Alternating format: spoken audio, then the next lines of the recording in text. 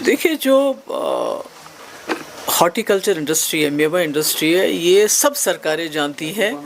ये जम्मू कश्मीर की, बिलखुसूस कश्मीर की रीढ़ की हड्डी है और नेशनल हाईवे हमारी इस रीढ़ की हड्डी की शाहरग है। तो ये नेशनल हाईवे आज मरकज़ी सरकार के पास नहीं गई है, ये हमेशा से सेंट्रल गवर्नमेंट के पास रही है।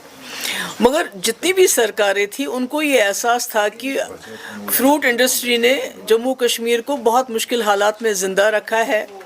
ये लाखों लोगों को रोज़गार देती है, ये लाखों जो करोड़ों रुपए की इसकी आमदनी होती है, जिससे यहाँ घर चलते हैं, हमारा स्टेट चलता है। तो उनका ये होता था कि कोशिश होती थी कि ये नेशनल हाईवे जल्द से जल्द इसको ठीक किया जाए। तो आज भी उमर साहब ने गडकरी जी को फ़ोन किया, मगर ये फ़ोन वो आज से 15 दिन पहले भी कर सकते थे।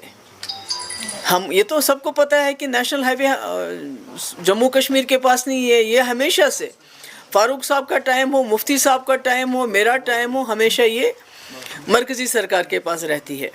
इवन उमर साहब के टाइम में भी। तो ये कहना कि ये मेरे पास नहीं है, तो वो तो आप अपनी ज़िम्मेवारी से तो आप फारिग नहीं कर सकते अपने आप को, क्योंकि इस वक्त इन लोगों ने पूरा साल भर ही अपना खून पसीना बहाते हैं। उसके बाद बैंकों से लोन लेते हैं, कर्जा लेते हैं, और आज करोड़ों रुपए का, अरबों रुपए का फ्रूट हमारा ज़ाया हो गया है। और अभी भी सड़क पे, मतलब कितनी देर ये सड़क ठीक रहेगी हमें पता नहीं है। इसमें जब तक यहाँ की सरकार मरकज़ी सरकार से मिलके एक्सक्लूसिव कॉरिडोर, यानी अगर शाम को अगर 6 बजे तक गाड़ियाँ अपना माल शाल भर के काजीगुंड पहुँच जाएं और 8 बजे से लेके रात के 2 बजे तक एक्सक्लूसिव फ्रूट ट्रक्स को यहाँ से जाने दिया जाए, तभी ये इंडस्ट्री बच सकती है। बाकी ट्रेन में 2 डब्बे आपने लगा दिया तो उससे क्या कमाल हो जाएगा। अनलेस एंड अनटिल आप पूरी ट्रेन जिसमें बहुत ज़्यादा माल जाता हो और फिर वो भी वहाँ मंडीज़ तक पहुँचाना उनके लिए बहुत मुश्किल होता है।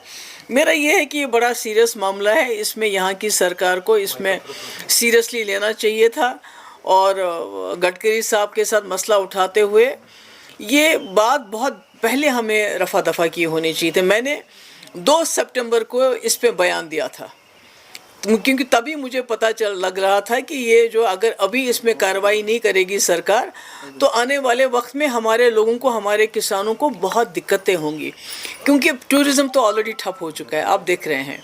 उसके बाद जो कसर बाकी थी वो कुछ लोगों ने, कुछ क्रिमिनल्स ने यहाँ जो मीट का, वो जो रॉटन मीट बेच के, असली लोग जो बेचारे असली मीट बेचते थे, जो होटल वाले काम करते थे, सब लोग तो एक जैसा ख़राब मीट नहीं बेचते थे, मगर यहाँ का कारोबार ही ठप हो गया। टूरिज़्म ठप, होटल वालों का कारोबार ठप, रेस्टोरेंट ठप। अब हमारी एक फ्रूट इंडस्ट्री रह गई है, तो इसको भी खुदा ना खास्ता इस तरह इतना नुकसान हो रहा है। तो मैं समझती हूँ कि ये इसमें यही है कि एक एक्सक्लूसिव कमिटेड कॉरिडोर रात के 8 बजे से सुबह के 2 बजे तक खाली जहाँ की हमारे ट्रक्स को जाने दिया जाना चाहिए, उसमें किसी और गाड़ी को अलाउ नहीं करना चाहिए। और जो रास्ते में जो पैच ख़राब है उसको बिल्कुल फ्लैट करना पड़ेगा, क्योंकि पहाड़ आता रहेगा। जब तक आप फ्लैट नहीं करोगे उसमें, तो तब तक मुझे लगता है कि ये मसला हल होने वाला नहीं है। जी, अभी आपने एक ट्वीट भी किया जिसमें सरजान बरकाती, उनकी वाइफ और दीगर प्रिजनर्स की आपने बात की कि वो जेलों में है और अनवेल है, शायद उनकी कंडीशन ठीक है।